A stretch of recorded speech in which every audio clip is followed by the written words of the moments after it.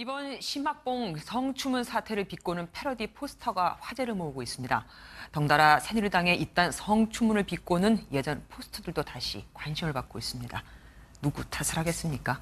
김준영 기자가 보도합니다. 올해 6월 우리나라에도 개봉한 일본 영화 심야식당. 맛으로 엮어가는 우리 이야기라는 선전 문구는 색으로 엮어가는 우리 이야기로 바뀌어 있습니다. 그런가 하면 심야식당이라는 제목 대신 심야정당이라는 글자를 심학봉 의원의 얼굴과 함께 넣어 조롱의 수위를 높였습니다. 이번 성폭행 논란과 함께 인터넷에서 화제를 모으고 있는 패러디 포스터입니다. 새누리당이 이번 사건 처리에 소극적인 모습을 보이자 새누리당의 과거 성추문 패러디물까지 다시 조명받고 있습니다. 영화 반지의 제왕을 패러디한 전자발찌의 제왕, 심지어 김무성 대표도 패러디의 희생양이 됐습니다.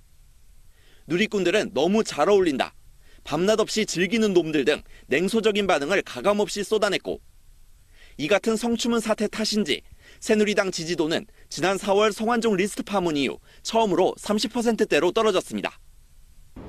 이미 인터넷을 뜨겁게 달구고 있는 만큼 심학봉 의원의 성폭행 논란 후폭풍은 당분간 더 새누리당을 강타할 것으로 보입니다. 18대 대통령 선거는 무효다 이렇게 주장을 하면서 2013년 1월 4일 대법원에 대통령 선거 무효 소송을 제기한 바가 있습니다. 그럼에도 불구하고 대법원은 6개월 내에 이 소송을 심사해서 판결해 줘야 되는데 현재 2년 4개월째가 되고 있는데도 전혀 심리조차 하지 않고 있습니다. 저는 이 부분을 지난 2014년 11월 29일 날 국회 외결위를 통해서 대법원 행정처장께 강력히 요구를 했는데 그때 답이 이제는 하겠다 했는데도 아직도 손을 보지 않고 있습니다. 이 문제는 대단히 중요한 문제임에도 불구하고 전혀 국회에서 논의조차 되지 않고 있기 때문에 제가 오늘 이 자리에서 왜 18대 대선이 부정 조작 선거였는지 그 사례를 몇 가지 말씀드리고자 합니다. 두 번째는 국가기관이 대통령 선거에 개입했다는 것입니다. 이것은 너무나도 잘 아시다시피 국가정보원, 국방부, 사이버사령부, 기무사령부, 통계청, 경찰청 등이 선거에 개입한 중대한 사안입니다. 이미 원세훈 전 국가정보원장은 2심에서 구속 수감되어 있는 실정입니다. 그 다음에 세 번째는 중앙선거관리위원회의 개표 조작이었습니다. 이것은 제가 몇 가지 사례를 들어서 말씀을 드리겠습니다. 첫째는 지역선관위의 개표 자료와 중앙선거관리위원회의 개표 자료가 일치하지 않았습니다. 경기도 남양주 선관위에는 119개의 투표소가 있습니다. 그러면 투표소가 119개이기 때문에 개표 결과도 119개로 개표 상황이 집계되어야 합니다. 그러나 남양주 선거관위에는 119개의 집계표가 있는 반면에 중앙선거관리위원회는 97개의 집계표밖에 없습니다. 이렇게 집계표가 다름에도 불구하고 공교롭게 개표 결과는 같습니다. 다음 두 번째 사례입니다. 개표 결과를 사전에 입력한 사실이 확인됐습니다. 서울시 송파구 선거관리위원회는 선거일 하루 전인 2012년 12월 18일 오후 1시 11분에 개표 결과를 서버에 입력한 사실이 확인됐습니다. 그 자료는 2012년 12월 19일 다음 날 개표한 결과와 일치합니다. 어떻게 투표 하루 전날 입력한 개표 결과가 선거 당일날 투표 결과와 일치할 수 있는 것인지 이것은 도무지 납득할 수 없는 상황입니다. 세 번째 사례입니다. 개표소에서 지역선거관리위원장이 개표 선언을 하기도 전에 전국에 방송되는 선거방송에서는 개표 결과가 국민에게 방송됐습니다. 서울시 영등포구 대림삼동 제7투표구 개표 상황을 보면 영등포구 선거관리위원장이 개표 결과를 공표한 시각이 12월 20일 0시 16분이었습니다.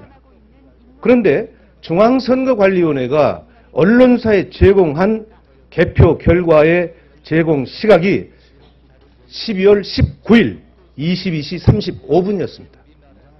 결과적으로 개표 개시 1시간 41분 전에 개표하기도 전에 중앙선거관리위원회에서는 언론사에 개표 결과를 통보함으로써 전 국민에게 개표가 개시되지도 않았는데 개표 결과를 발표하는 이런 조작의 사례가 나타났습니다.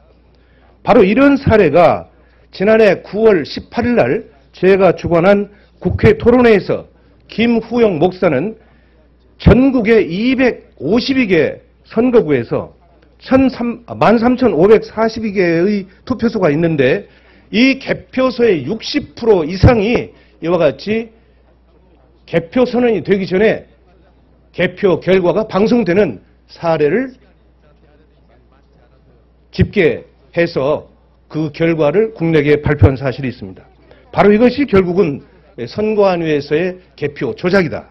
이렇게 주장하고 있는 것입니다.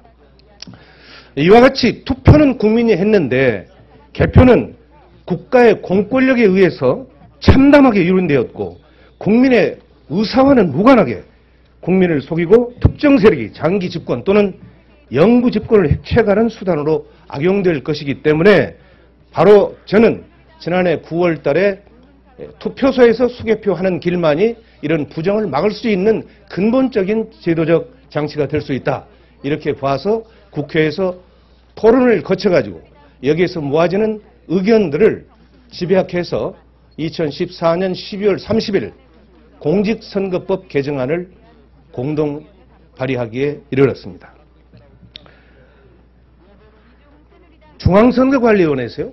지난 18대 대선 개표 결과 전국 252개 개표소 중 93개 개표소에서 개표에 오류가 있다 이렇게 발표한 바가 있습니다. 이것은 중앙선거관리위원회에서 그동안 줄기차게 우리들이 주장한 내용들에 대한 개표 조작에 대한 일정 부분을 시인한 것이다. 저는 이렇게 판단을 하고 있습니다. 지난 12월 30일 날 공직선거법 개정안을 대표 발의했는데 그 이후에 나타나는 아주 회개망측한 일이 하나 있었는데 이것을 말씀드리겠습니다. 어느 집단에서 의도적으로 그리고 계획적으로 이 투표소에서 수개표하는 법안에 대해서 반대 의견을 내놓았습니다. 이것은 국회 홈페이지 입법 예고 시스템에서 투표소에서 수개표하자라고 하는 법안을 국민에게 공지를 했는데 무려 2, 3일 만에 9,653건의 아주 집단적이고 동시적으로 반대 댓글을 올렸습니다. 이것은 국회 역사상 전무후무한 일입니다. 바로 이런 하나의 일련의 사태를 보면 개표 조작을 주도했던 세력이나 또는 그와 함께하는 장기 집권 세력들이 이런 일들을 하지 않았나 이런 생각을 갖습니다. 저는 국회 행정안전위원회에서 조속히 공직선거법 개정안을 심사해서 반드시 2016년 4월 13일에 개최되는 20대 총선부터는 투표소에서 수개표가 실현될 수 있도록 그래서 이 땅의 개표 조작과 개표 부정이 완전히 추방되기를 기원합니다. 투표로 반영된 민의를 권력자들이 조작해서 정권을 찬탈하는 일이 다시는 반복되지 않기를 소망합니다.